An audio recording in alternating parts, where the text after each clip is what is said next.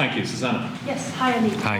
We haven't seen too much of Bundy yet this series. He's obviously coming in at 12. What's kind of the thinking behind that? Well, I hope you see a lot of him on Saturday. He's chomping at the bit to get going.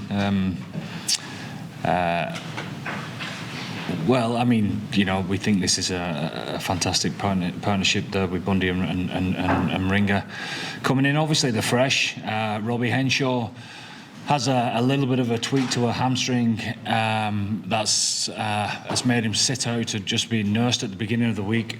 Could he be fit towards the end of the week? He probably could, but obviously that goes along with your thinking also. And obviously Stuart McCluskey he's out injured and has gone back up the road to Ulster.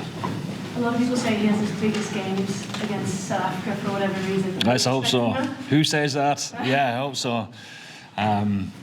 If they could get in touch with Bundy, that would help. He's a big game player, isn't he? I mean, look at the experience he's got. He 100% would be hoping that his character fits these type of occasions. So again, he's got to go out there and prove it like everyone else. Just last one from me. Tom Farrell on the bench, obviously, it's huge for him as well. I don't really know what the question is. Otherwise, no, you're fine. You're fine. Yeah, he's. It's been a big month for him, like coming in to camp and getting his first camp, and you know, having a week or two to digest that. And we said when he was making his debut that he's been excellent. The difference compared to when he's been in all those years ago is like chalk and cheese, really. So that's continued, and he'll be itching to get on and show what he can do in a big game. Thanks. Will. Hi, Andy. Starting 15, was this a particularly tough one to call? Was there a lot of changes made that maybe were kind of very fine? Yeah, and that's exactly what you want, and that's how it should be. Obviously, there's all sorts of stuff that comes into play. Injuries, like I've just talked about, the opposition and the freshness of the squad and where you think that's at. But I suppose the opposition's got quite a bit to do with it as well. It was one of those tough calls between Sam and Jack, and was that a decision that you want to see maybe a little bit more from Sam on the defensive side of his game and his physicality? I mean, you know, I understand the question, and you know, it's a question that obviously keeps popping up now. But I think Sam's ability as a fly half far outweighs a work on within his game. I thought he was tremendous last week. His skill set is been fantastic for all to see, and I think everyone needs to look through a little bit of a work on, because everyone's got work-ons and will continue to have work-ons throughout, and that's up to us as coaches and the rest of the players to keep on working on them. And finally then, would a win over South Africa kind of make the series, or was it more about learning from the series, the players that you chose, say for instance Mac at full back and the options? Yeah, it's been good on finding out about people and seeing where we're at, and I suppose this will give us a lot more idea, wouldn't it, to see where we're at. You know, we've been talking a lot about resilience within our game over the 80 minutes, and you know, there's been some learnings from that along the way, and that was pretty good last week. I suppose that'll get tested to the fore, won't it, this weekend. So I don't think we're just learning about individuals, we're learning about our game and how we're going to progress with that over the next couple of years. Thanks. Neil, then Peter. Hi Andy. Thanks. Obviously the defensive stand is like work on as part of the wider game, but is it something you've specifically kind of spoken to him about around technique, about body positioning? Neil, you know, like that. Obviously, I understand your question again, but the loaded questions, like, you know what I mean, because then it's obvious that we have to talk about that. Like, but your question could be asked about any single player throughout. Of course, we constantly talk to individuals about all aspects of the play. So to think that we're just focusing on one aspect of one player is not right, like, you know, because for example, I spoke to our two leaders yesterday about certain aspects of their game. I'm talking about Kevin and Dan Sheehan now, world-class players. and they agree with the work-ons. You know what I mean? So it is constant throughout for every single member of every single squad in World Rugby. And just on around this, the penalty count has kind of been reasonable enough in this window, but not good enough at times, though. You know, the flow of certain aspects and specifically maybe like where the penalties are coming. Yeah, and recognition of where we're at within the game. 19-7, 2 minutes before half-time,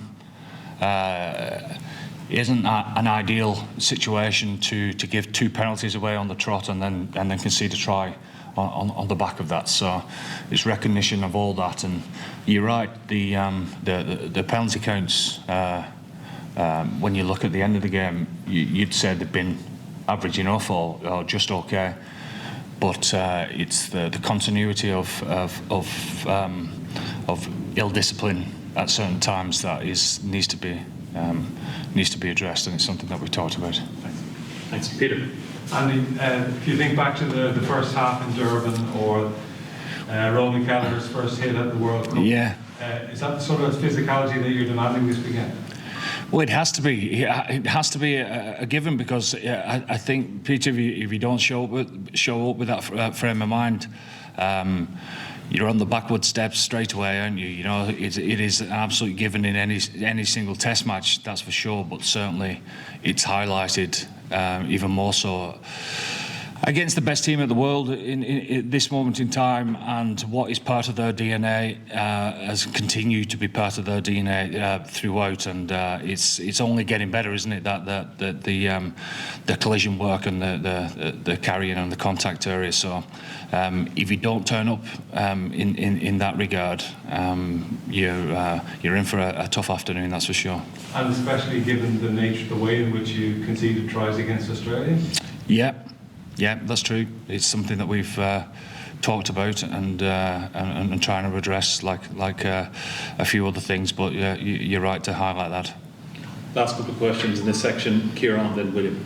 Andy, just on that physicality, everything you have to get right technically this weekend, how much? Well, I think we've got a few good aspects of our game that hopefully can cause them a few bits of trouble as well. And you know, our attention to detail and our subtleties within our game is something that we pride ourselves on. So understanding how that can manipulate an opponent is always going to be a part of our way forward.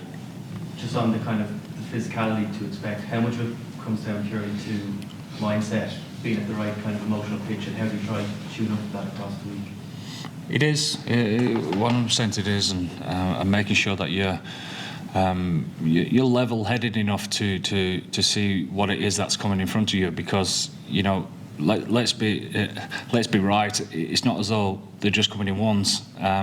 They've got some box of tricks in the backs as well, and they've got some nice subtlety in how they play in attack, and that's continued to grow as well. So it's not just about just fronting up; it's about decision making and making sure that we're able to see the pitches in front of us, and when the contact has to be made, that we're in a good enough position to be able to do that.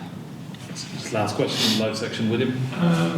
Talk to me about Cian Prendergast. He seems to be pushing his way in there. He's on the bench again. He's had 2 good performances off the bench. It's a big opportunity for him on Saturday.